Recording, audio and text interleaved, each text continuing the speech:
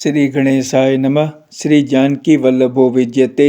श्री रामचरितमानस द्वितीय सोपान अयोध्या कांड दोहा संख्या 150 के आगे।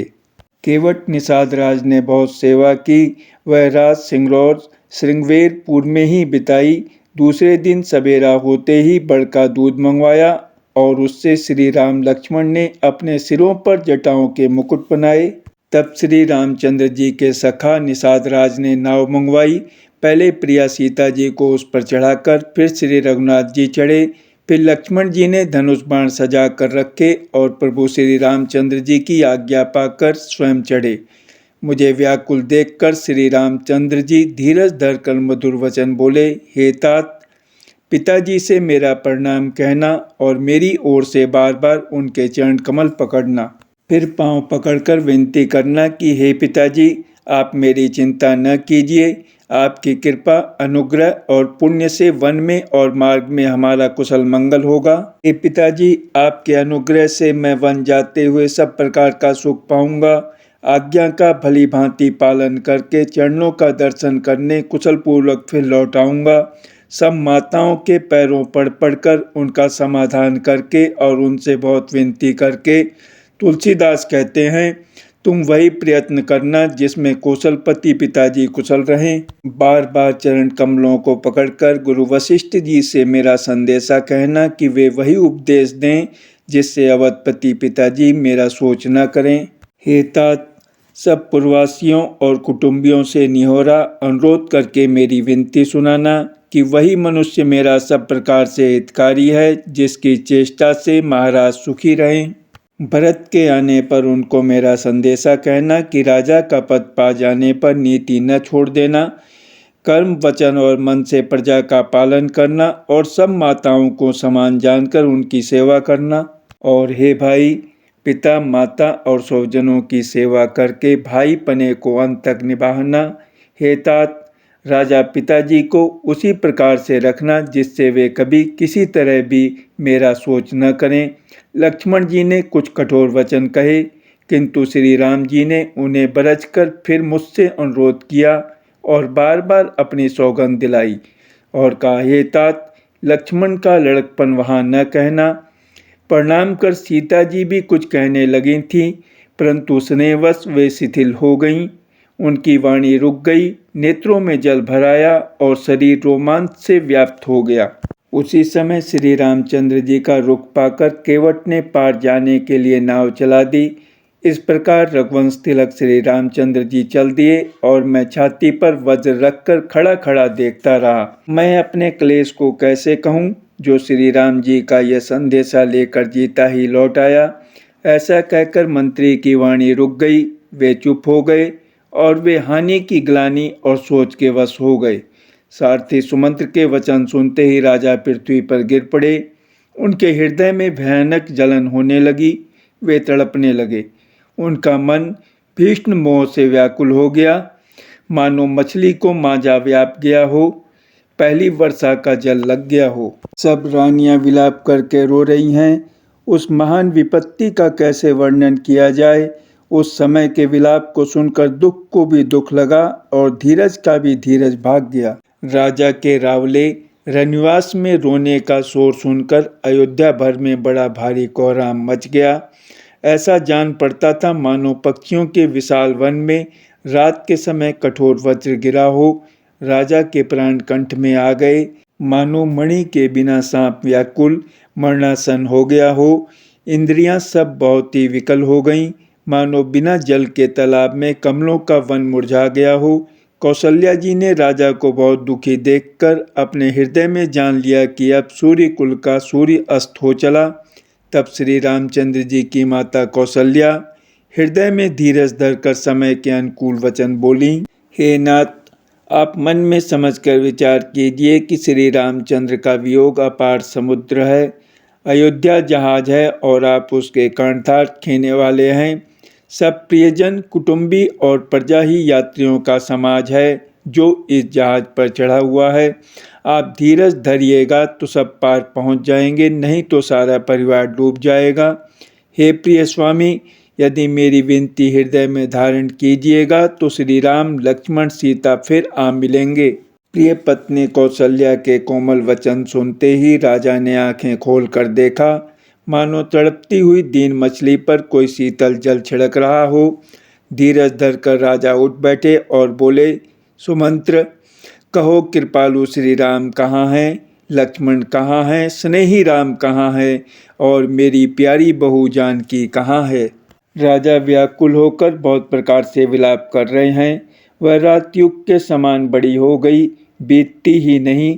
राजा को अंधे तपस्वी श्रवण कुमार के पिता के शाप की याद आ गई। उन्होंने सब कथा कौशल्या को कह सुनाई।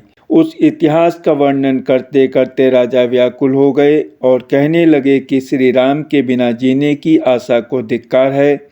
मैं उस शरीर को रख कर क्या करूँगा जिसने मेरा प्रेम का प्रण नहीं निभाया। हा रघुकुल को आनंद देने वाले मेरे प्राण प्यारे राम, तुम्हारे बिना जीते हुए मुझे बहुत दिन बीत गए। हा जानकी, लक्ष्मण, हा रघुवर, हा पिता के चित्ररूपी चातक के हित करने वाले मेघ, राम राम कहकर, फिर राम कहकर, फिर राम राम कहकर और फिर राम कहकर राजा श्री राम के विरह में शरीर त्याग कर सुरलोक को सिधार गए। जीने और मरने का फल तो दशरथ जी ने ही पाया, जिनका निर्मल यश अनेकों ब्रह्मांडों में छा गया।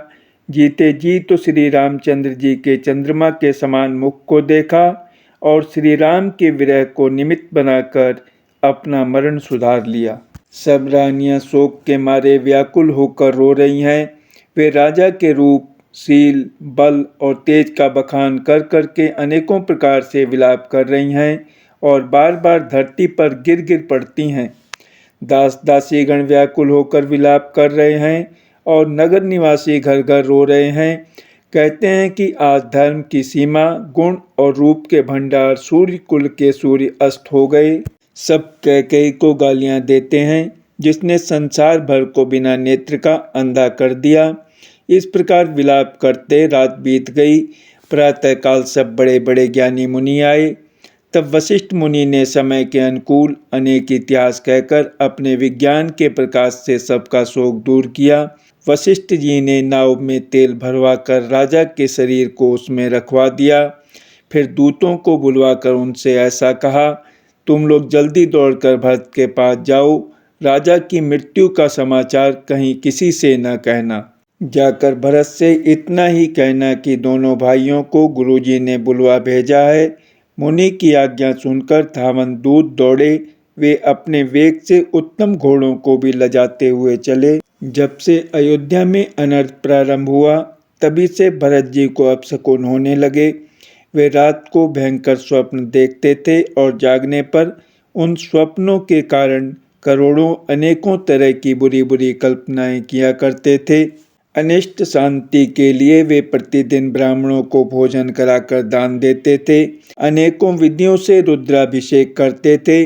महादेव जी को हृदय में मनाकर उनसे माता पिता, कुटुंबी और भाइयों का कुशल क्षेम मांगते थे।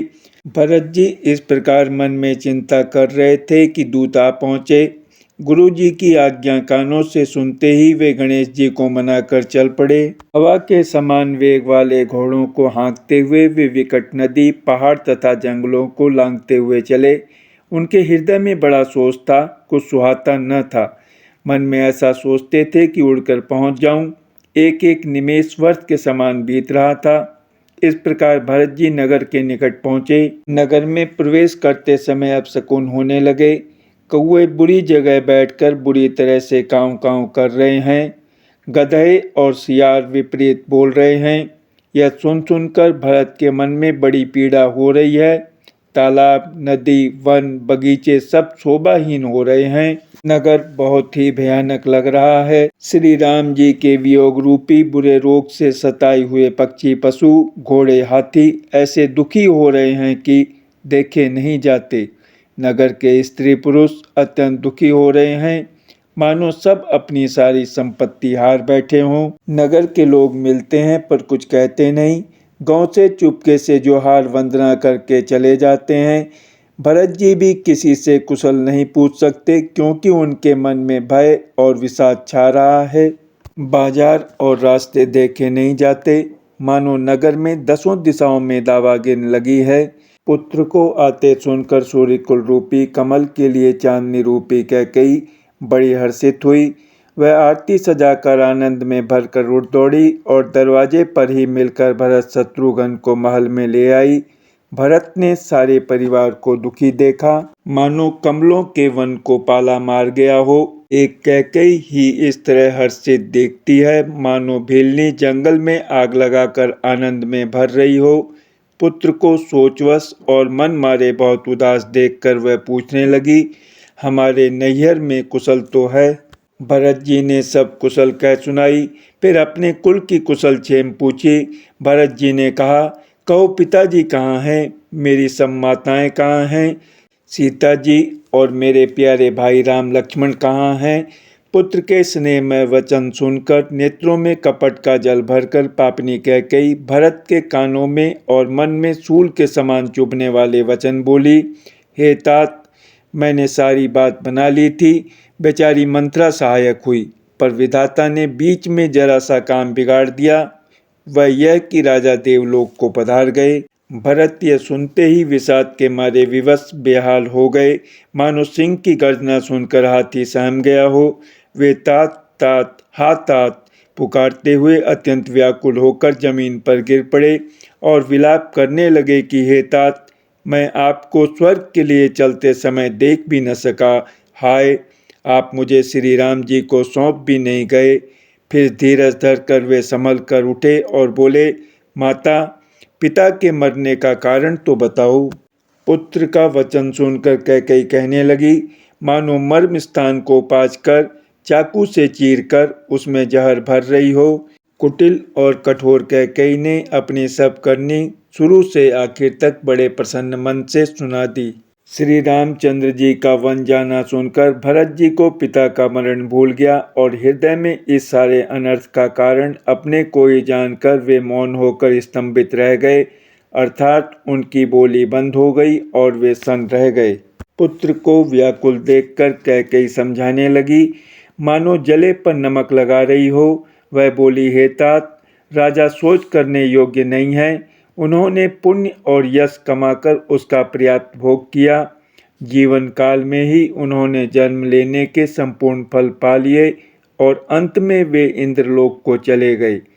ऐसा विचार कर सोच छोड़ दो और समाज सहित नगर का राज्य करो।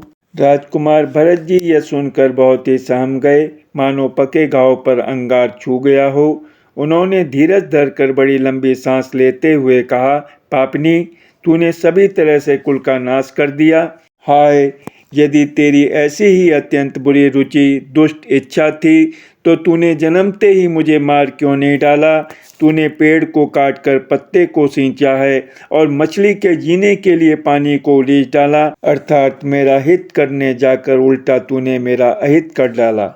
मुझे सूर्यवंश, सावंश, दशरथ जी सरी के पिता और राम लक्ष्मण से भाई मिले, पर हे जननी, मुझे जन्म देने वाली माता तू हुई।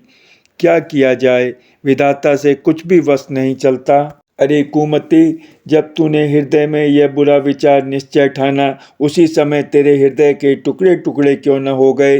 वरदान मांगते समय तेरे मन में कुछ भी पीड़ा नहीं हुई, तेरी जीभ गल नहीं गई, तेरे मुंह में कीड़े नहीं पड़ गए। राजा ने तेरा विश्वास कैसे कर लिया? जान पड़ता है विधाता ने मरने के समय उनकी बुद्धि हर ली थी। स्त्रियों के हृदय की गति चाल विधाता भी नहीं जान सके। वह संपूर्ण कपट, पाप और अवगुणों की खान है। फिर राजा तो सीधे सुशील और धर्मपरायण थे, वे भला स्त्री स्वभाव को कैसे जानते? अरे, जगत के जीव जंतुओं में ऐसा कौन है जिसे श्री रघुनाथ जी प्राणों के समान प्यारे नहीं हैं? वे श्री राम जी भी तुझे अहित हो गए, वैरी लगे। तू कौन है? मुझे सच सच कह, तू जो है सो है। अब मुंह में स्याही पोतकर मुंह काला करके उठकर मेरी आंखों की ओट में जा बैठ। विधाता ने मुझे श्री राम जी से विरोध करने वाले तेरे हृदय से उत्पन्न किया, अथवा विधाता ने मुझे हृदय से राम का विरोधी जाहिर कर दिया। मेरे बराबर पापी दूसरा कौन है? मैं व्यर्थ ही तुझे कुछ कहता हूँ। माता की कुटिलता सुनकर शत्रुघ्न जी के सब अंग क्रोध से जल रहे हैं। पर कुछ वश नहीं चलता। उसी समय भांति भांति के कपड़ों और गहनों से सजकर कुबरी मंथरा वहां आई। उसे सजी देखकर लक्ष्मण के छोटे भाई शत्रुघ्न जी क्रोध में भर गए, मानो जलती हुई आग को घी की आहुति मिल गई हो। उन्होंने जोर से तक कर कुबड़ पर एक लात जमा दी। वह चिल्लाती हुई मुंह के बल जमीन पर गिर पड़ी। उसका कुबड़ टूट गया, कपाल फूट गया, दांत टूट गए और मुंह से खून बहने लगा। वह कराहती हुई बोली, हाय देव, मैंने क्या बिगाड़ा जो भला करते बुरा फल पाया। उसकी ये बात सुनकर और उसे नख से शिखा तक दुष्ट जानकर शत्रुघ्न जी झोंटा पकड़ पकड़ कर उसे घसीटने लगे। तब दयानिधि भरत जी ने उसको छुड़ा दिया और दोनों भाई तुरंत कौशल्या जी के पास गए। कौशल्या जी मैले वस्त्र पहने हैं, चेहरे का रंग बदला हुआ है, व्याकुल हो रही हैं, दुख के बोझ से शरीर सूख गया है। ऐसी दिख रही हैं मानो सोने की सुंदर कल्पलता को वन में पाला मार गया हो। भरत को देखते ही माता कौशल्या जी उठ दौड़ी, पर चक्कर आ जाने से मूर्छित होकर पृथ्वी पर गिर पड़ी। यह देखते ही भरत जी बड़े व्याकुल हो गए और शरीर की सुध भुलाकर चरणों में गिर पड़े। फिर बोले, माता, पिताजी कहाँ हैं? उन्हें दिखा दे। सीता जी तथा मेरे दोनों भाई श्री राम लक्ष्मण कहाँ हैं?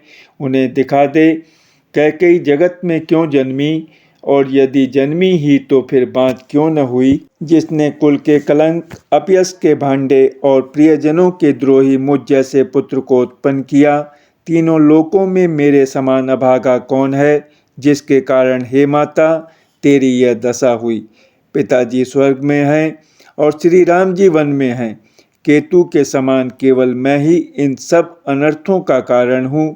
मुझे धिक्कार है। मैं बांस के वन में आग उत्पन्न हुआ और कठिन दाह, दुख और दोषों का भागी बना। भरत जी के कोमल वचन सुनकर माता कौशल्या जी फिर संभल कर उठी। उन्होंने भरत को उठाकर छाती से लगा लिया और नेत्रों से आंसू बहाने लगीं।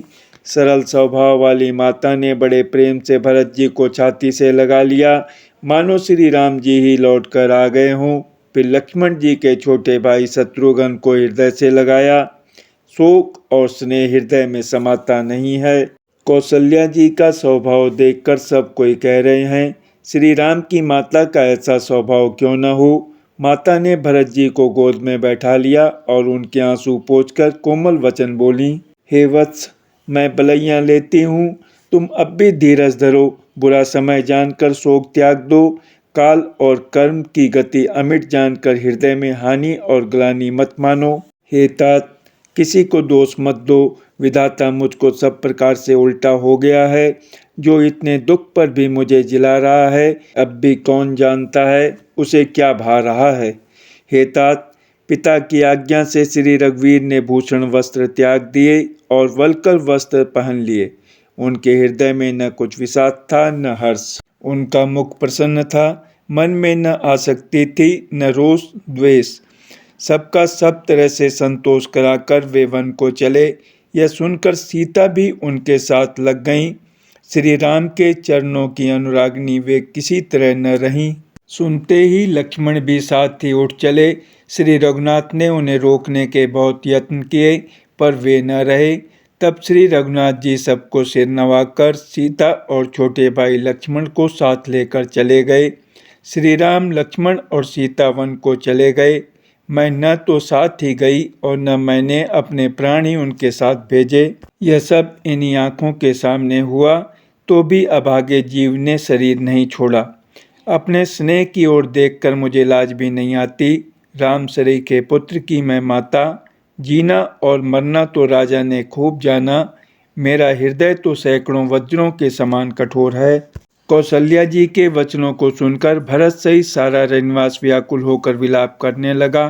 राजमहल मानो शोक का निवास बन गया। जय श्री राम।